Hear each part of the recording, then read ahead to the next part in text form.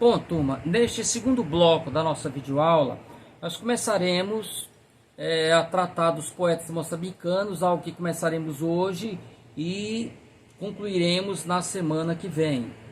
Então eu separei 5 autores, entre tantos que eu poderia trazer. Rui de Noronha, dele já falamos. O Rui Nofre também já tratamos. A Noêmia de Souza apenas mencionei. O José Craveirinha e o Eduardo White, representando essa geração mais nova, muito embora Eduardo White tenha morrido muito jovem ainda em 2014. Mas já é uma poesia em que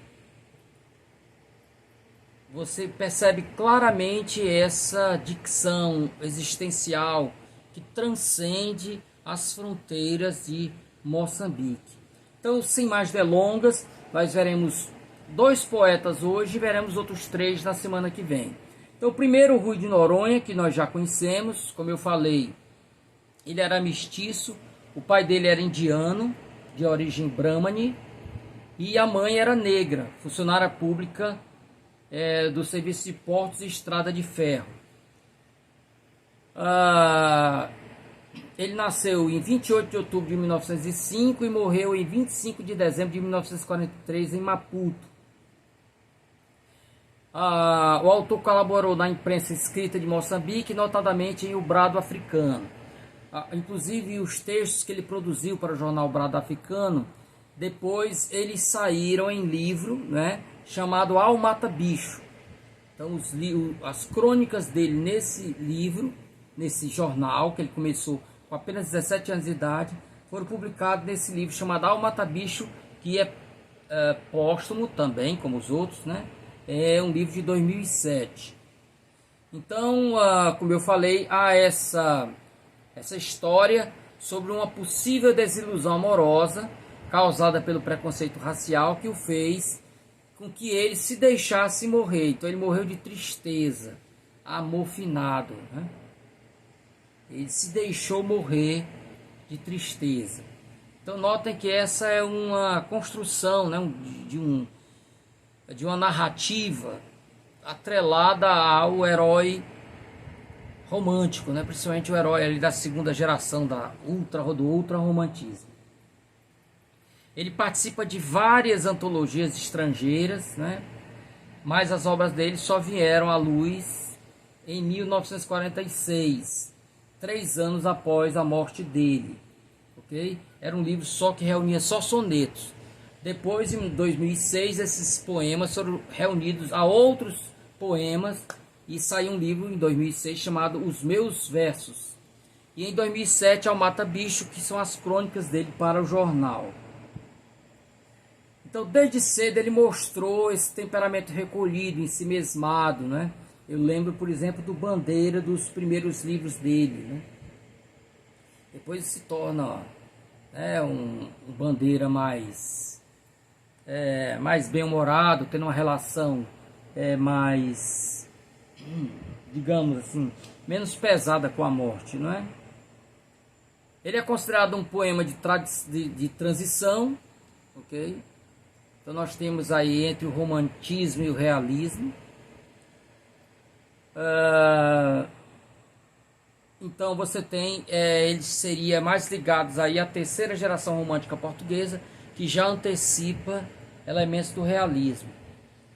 Em Portugal, nós temos na prosa o Júlio Diniz, né?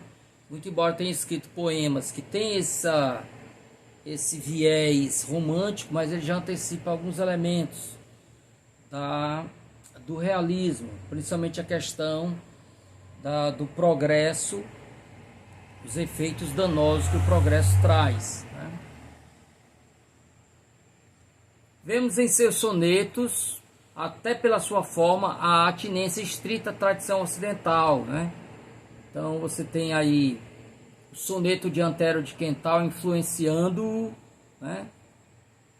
Não chegou a concretizar em vida o sonho de publicar um livro de vidas. O professor dele de francês chamava-se Domingos Reis Costa, ele que teve a iniciativa de reunir 60 poemas para sair no livro de 46, Sua obra completa está reunida em Os Meus Versos, publicada em 2006.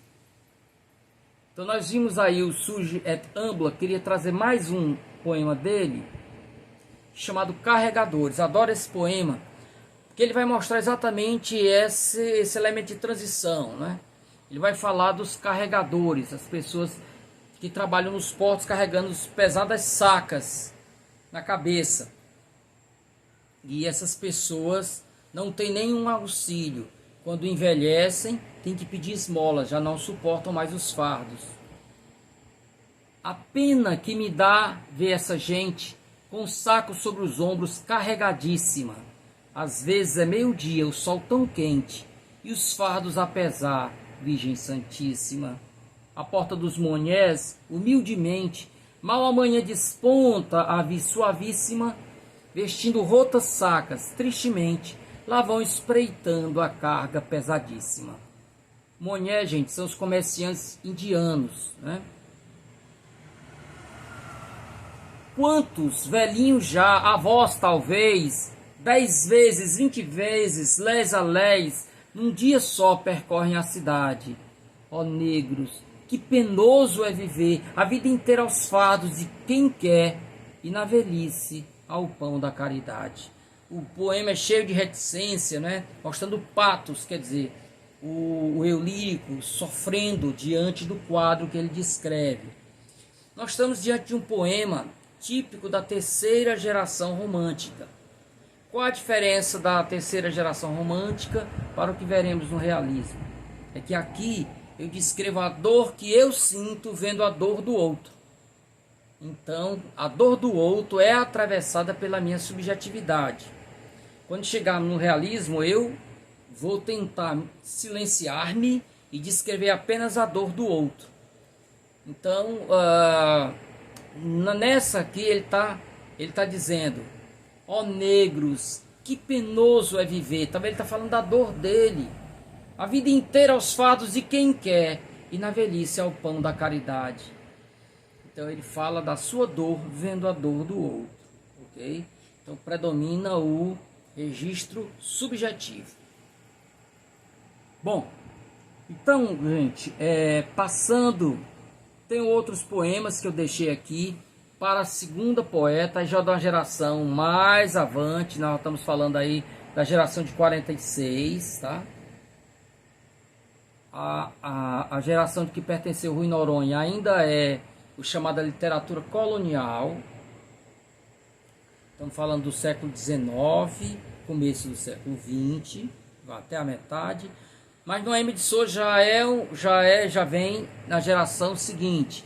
Ela vai estar ligada à geração que corresponde ao início da luta pela independência. Carolina Noêmia Abranches de Souza Soares nasceu em Moçambique em 1926 e faleceu em Portugal em 2002. Né? Então ela viveu aí 72 mais 4, 76 anos. Estudou no Brasil e começou a publicar no jornal Brado Africano. Entre 51 e 64 viveu em Lisboa e trabalhou como tradutora. Em consequência da sua posição política de oposição a Salazar, o Estado Novo, teve de exilar-se em Paris, onde trabalhou no consulado de Marrocos. Começa a essa altura a adotar o pseudônimo de Vera Micaia. Em 53 contribuiu com um livrinho dele, eu já citei esse livrinho, um livrinho de poucos poemas, chamado Poesia Negra de Expressão Portuguesa. Sua obra está dispersa por muitos jornais e revistas. Então, ela, até perto da morte dela, ela não tinha publicado livro. Ela tinha publicado em jornais, em revistas, né? Então, o jornal Brado Africano, no Vértice. Essa revista é muito importante, porque ela é que dá origem ao neorrealismo lá em Portugal. A revista Sul, que é do Brasil. A revista Mensagem, há duas revistas Mensagem, uma que é de Angola e uma que é da Casa do Estudante do Império. Viajou por toda a África durante as lutas pela independência de vários países Em 2001, um ano apenas antes da morte dela, a Associação dos Escritores Moçambicanos publicou o livro Sangue Negro, que reúne a poesia de Noêmia de Souza, escrita entre 1949 e 1951. Depois, pegaram os poemas de outros momentos dela, reuniram a este e saiu um livro chamado Nunca Mais é Sábado. Esse é de 2004. Então, toda a poesia dela está nessa antologia. Ok?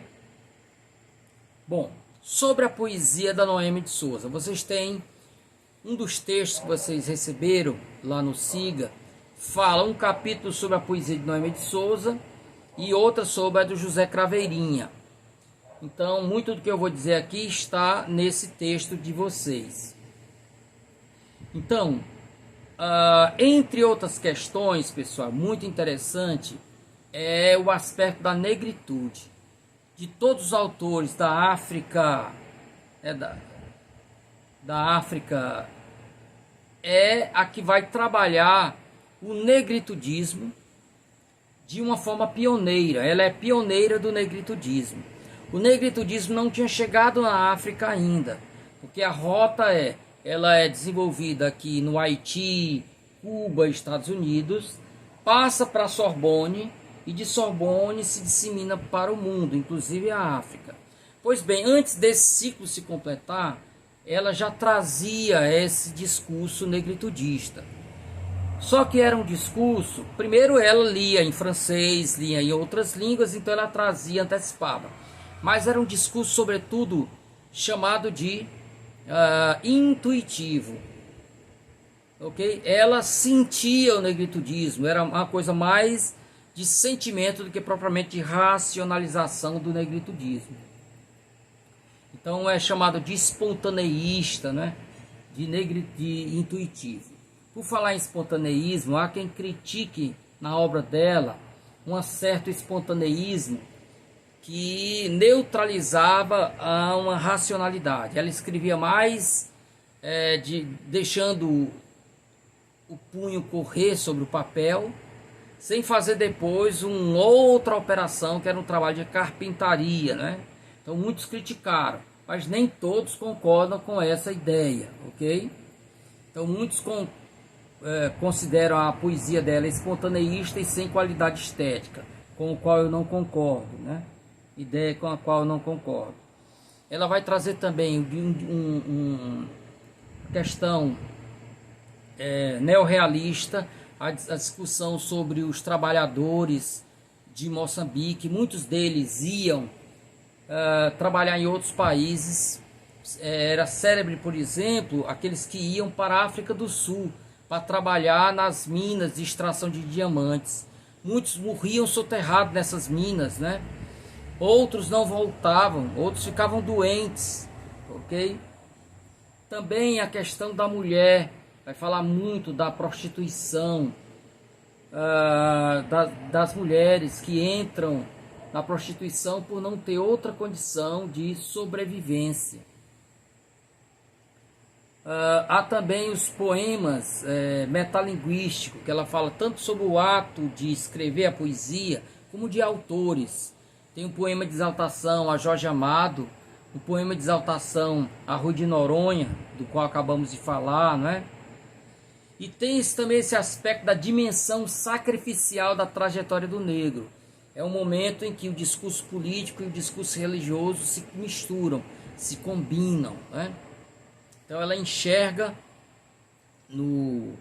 na trajetória do povo negro algo semelhante aos hebreus do Antigo Egito, que tiveram que fazer aquela peregrinação. Ela tem um famoso poema chamado Let My People Go, né? Ou Deixe Passar o Meu Povo, que é uma alusão à fala de Moisés ao faraó, quando ele pede que liberte o povo para que o povo vá embora, né?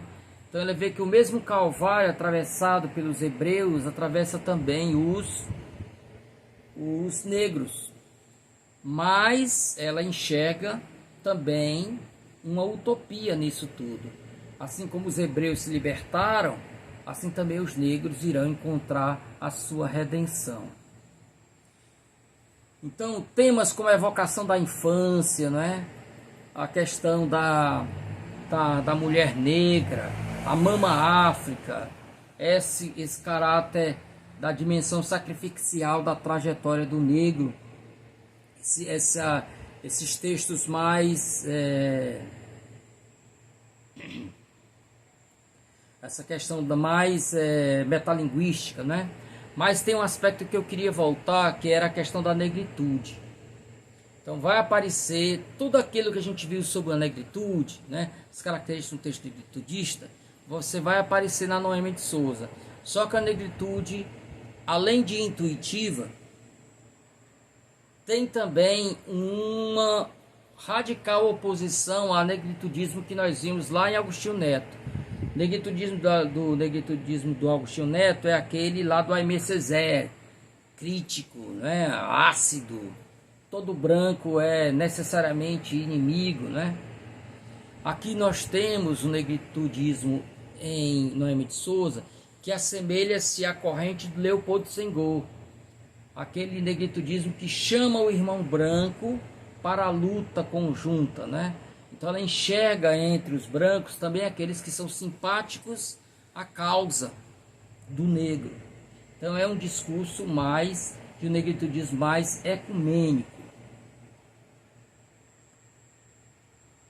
Então no texto que vocês viram, que eu passei para vocês da Ana Mafalda Leite, ela não apenas classifica os vários temas, como ela aponta os poemas atrelados a cada um.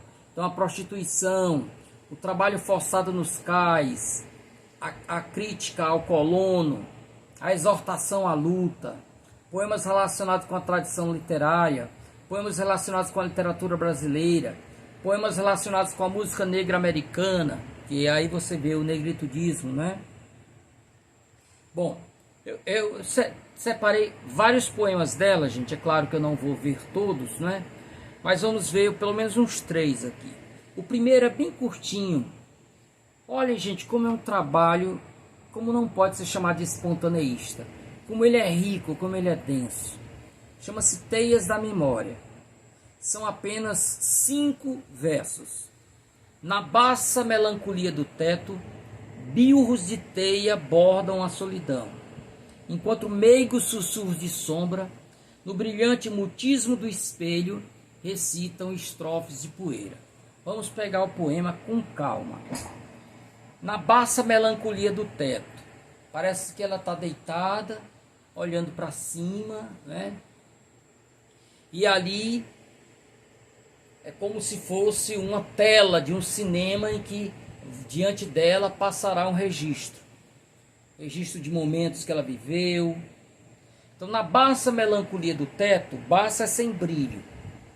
Ela está olhando para cima. Bilros de teia bordam solidão.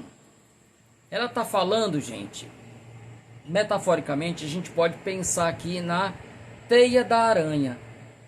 Bilros de teia bordam solidão. Então, uma teia de aranha é formada por linhas, ok?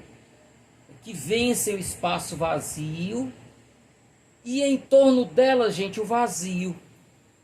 Por isso, bilros de teia bordam solidão.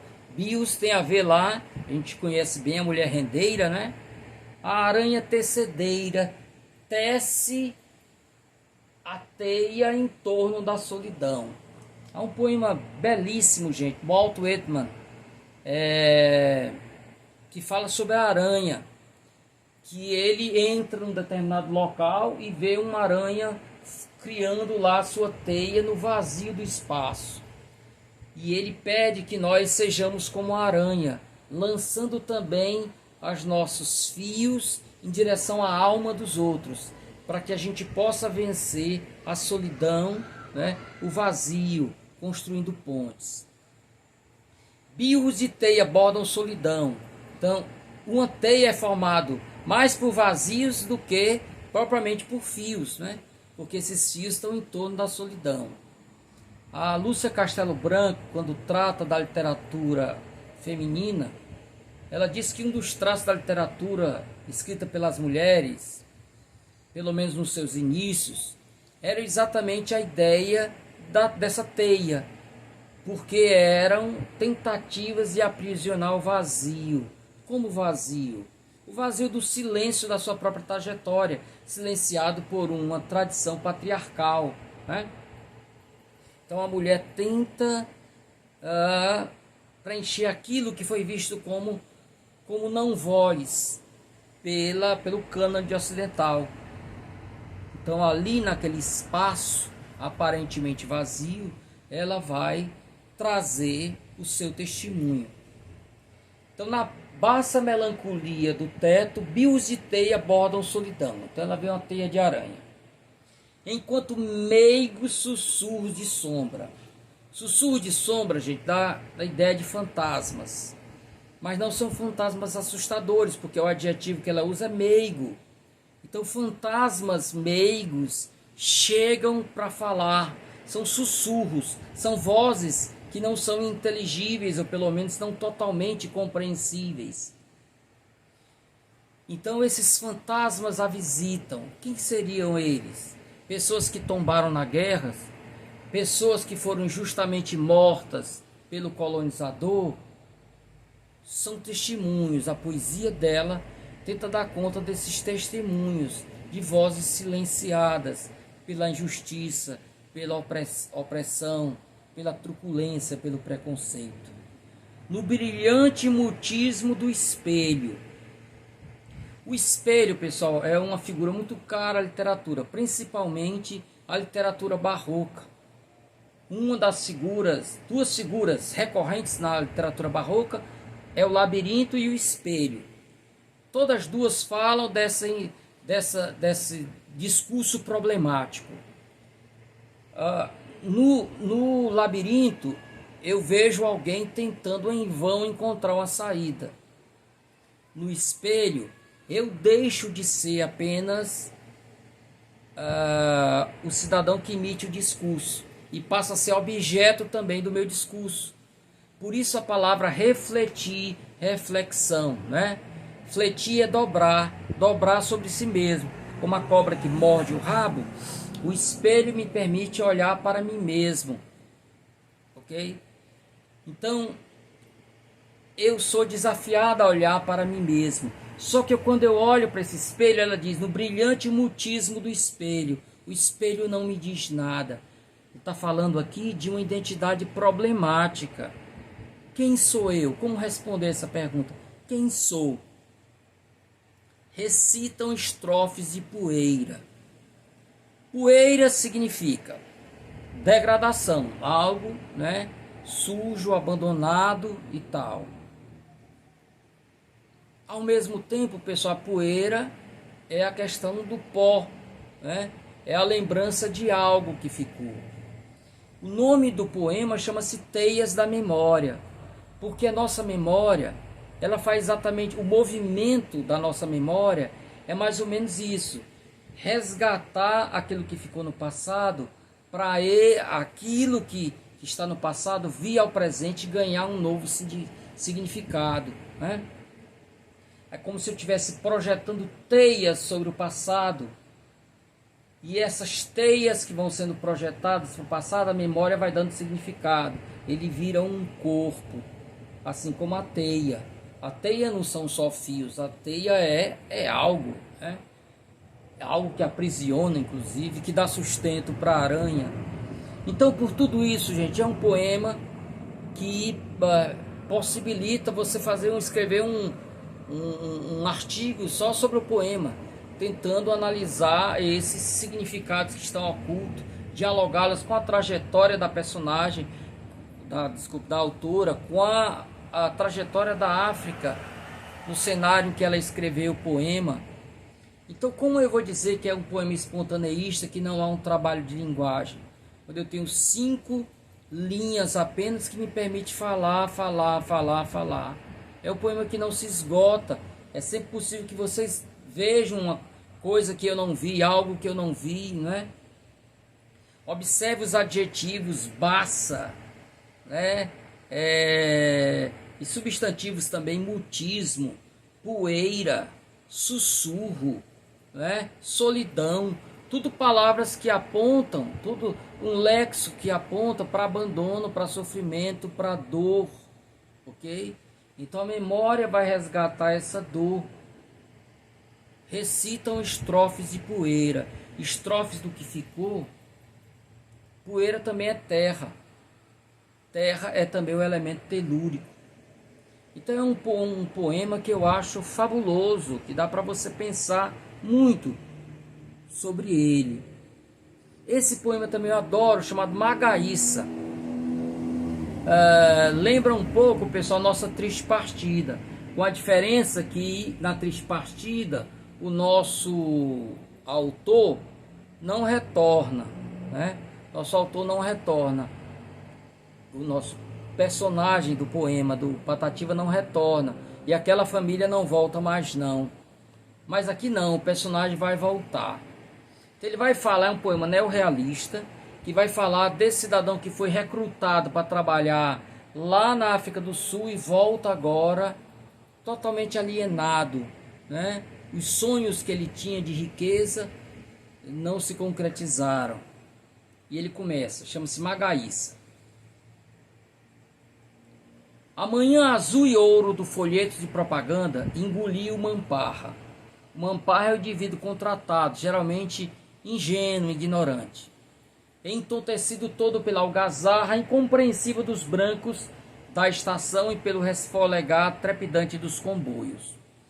Então, os ingleses vinham lá da África do Sul recrutar gente na estação de trem. Então as pessoas tudo gritando e tal, ele ficou encantado com aquilo